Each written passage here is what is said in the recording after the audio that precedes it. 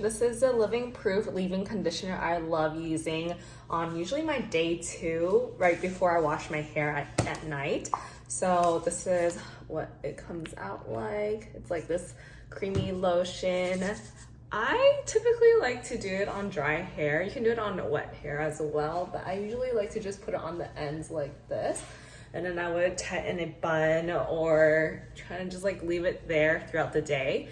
And then when the night comes, I will wash my hair. And then the next day, it makes my hair so soft and so hydrated. I really like this one. And it just smells so good too. It's like, it smells like the spa. So yeah, this is what I use. I also used to dye my hair completely blonde. So my hair was always really damaged, but ever since I used this, it really helped repair my hair and I just really, really love it. It just feels more soft and silky now. So right afterwards, it gives you this shine too. Do you see that? So yeah, I really like this.